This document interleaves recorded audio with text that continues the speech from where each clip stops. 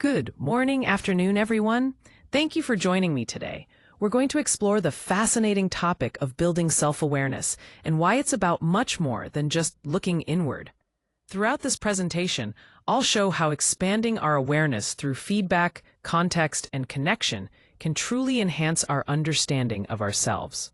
I'm excited to dive into this journey with you all. Let's get started. When we talk about self-awareness, it's important to understand its two key dimensions. First, internal awareness, which is all about tuning into your own thoughts and feelings. This helps you get a clearer picture of your inner state, kind of like checking in with your brain to understand what's going on inside. On the other hand, we have external awareness. This involves recognizing how others see you and being aware of the context or situation you're in. It's like having an eye on the outside world to better grasp how you fit into it. Together, these two aspects give us a fuller understanding of what it means to be truly self-aware. When we focus only on introspection, we encounter several important limitations.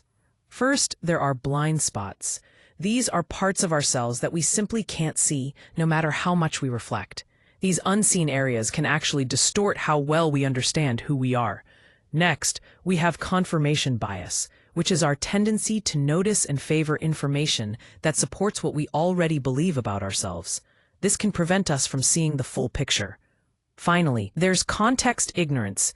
Ignoring the social and environmental factors around us means we miss out on crucial insights into why we behave the way we do. All these points highlight that looking inward alone isn't enough to truly understand ourselves. Here, we focus on internal self-awareness, which is about truly knowing your thoughts and feelings. First, emotional recognition is key. By understanding and identifying your current emotions, you can better manage how you respond to different situations. Next, reflecting on your values and strengths helps provide clarity and direction. Knowing what matters most to you and recognizing your personal capabilities guides your decisions and actions. Finally, being aware of your triggers, those situations or thoughts that provoke strong reactions, allows you to build awareness and handle challenges more effectively. Together, these elements create a strong foundation for self-awareness and emotional balance. Here we explore how the way others perceive us can influence various outcomes. First, behavioral cues like our body language and nonverbal signals play a crucial role in revealing how people see us. These subtle actions often speak louder than words. Next, our social reputation greatly impacts the quality of our relationships and how effective we are as leaders. Maintaining a positive reputation helps build trust and credibility. Lastly, being aware of how our behavior affects those around us fosters better teamwork and collaboration. When we understand our impact on others, we can create more harmonious and productive environments. Overall, this awareness is key to shaping successful interactions and outcomes. Social feedback plays a crucial role in developing self-awareness, and here we see three key types that make a significant impact.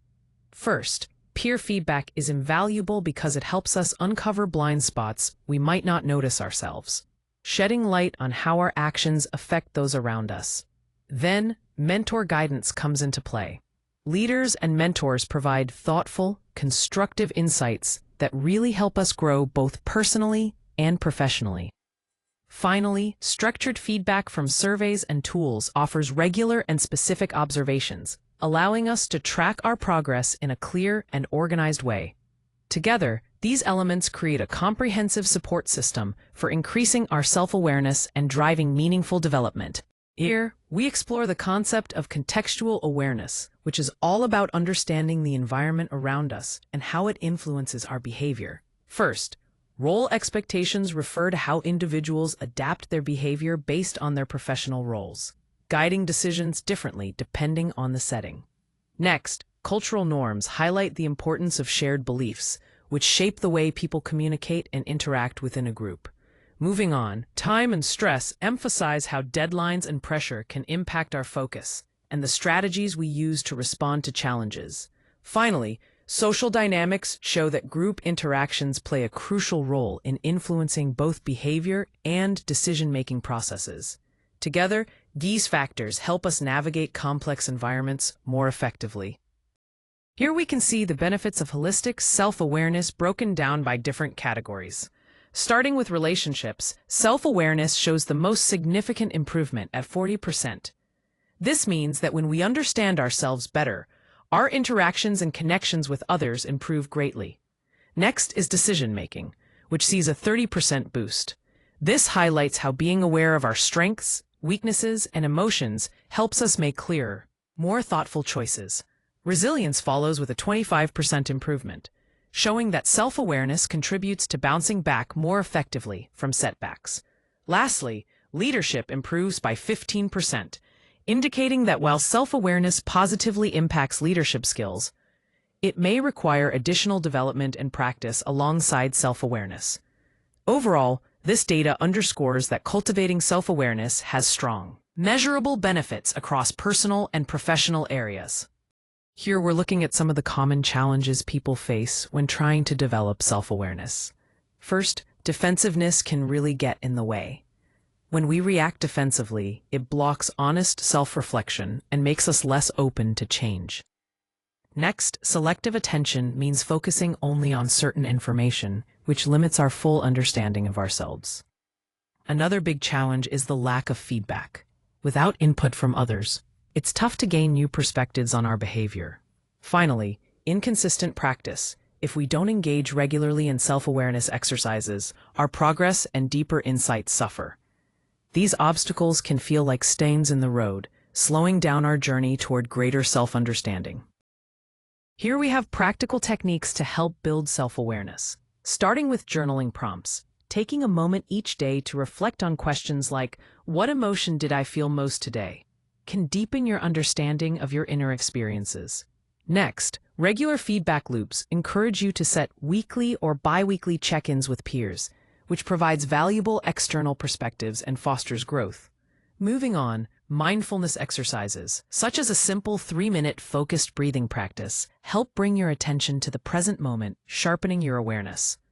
Role-play and perspective-taking invite you to actively explore different viewpoints, enhancing empathy and broadening your understanding of yourself and others. Finally, environmental scanning involves observing your surroundings closely and noting new details, which cultivates a heightened sense of external awareness. Together, these strategies create a well-rounded approach to becoming more self-aware in both thought and action. Here we have 3 key mindfulness and reflection practices that can really enhance your well-being. First, breath-based mindfulness is a simple yet powerful technique. Spending just 3 to 5 minutes focusing on your breath helps to ground your attention and increase awareness in the present moment. Next, reflective journaling encourages you to engage in nightly reflection by answering 2 targeted questions. This practice helps you recognize patterns and gain valuable insights over time. Finally, the body scan is a quick self-check designed to identify areas of physical tension. This promotes relaxation by bringing gentle awareness to how your body feels. Together, these practices offer a balanced approach to mindfulness that supports both mental clarity and physical ease.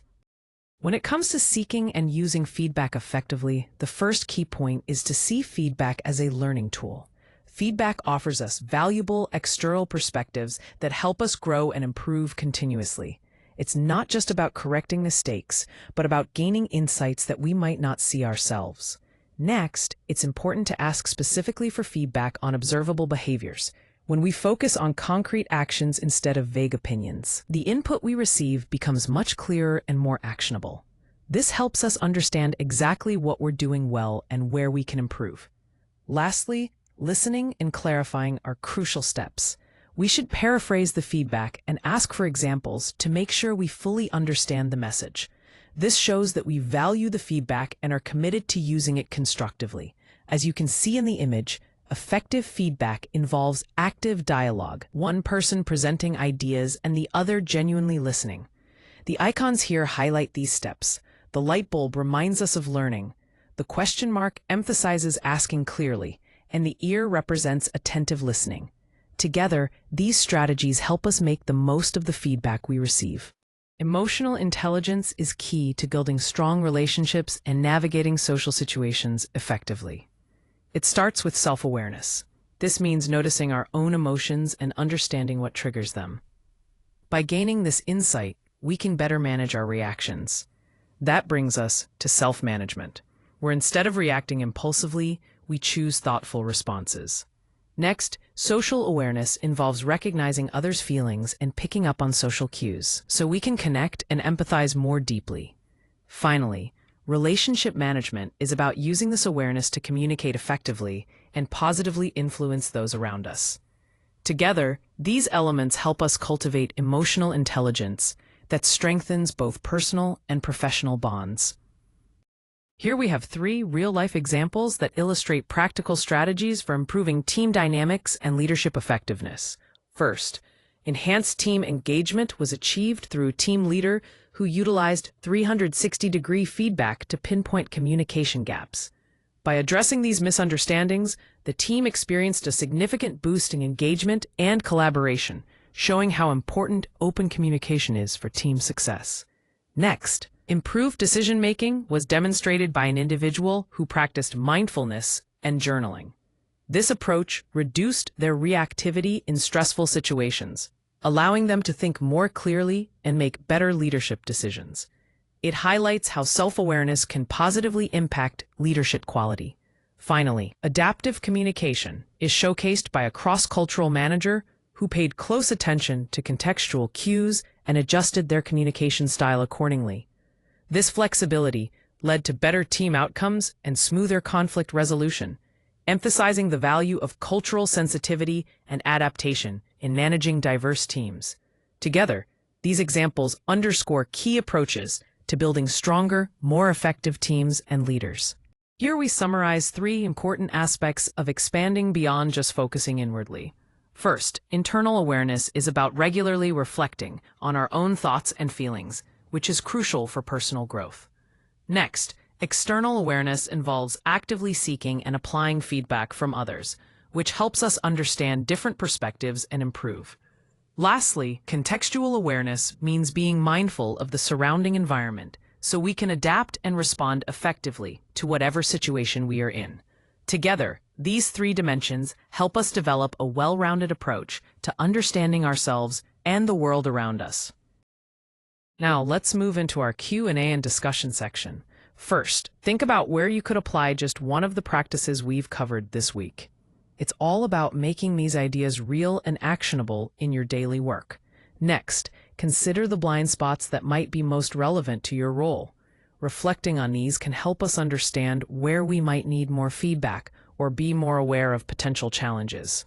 Lastly, I want you to think about the contextual factors that affect your decisions the most. Situational influences often shape how we act, so recognizing these can give us deeper insight into our own behaviors. Feel free to share your thoughts or ask questions as we discuss these areas. To wrap up, I encourage you to start a 7-day micro-practice by choosing one small habit to focus on for consistent improvement. This manageable step can make a big difference over time. Next, let's schedule a 30-minute conversation to review your progress and set a feedback check-in. This will help keep you on track and make any necessary adjustments. Thank you for your attention, and I look forward to supporting you moving forward.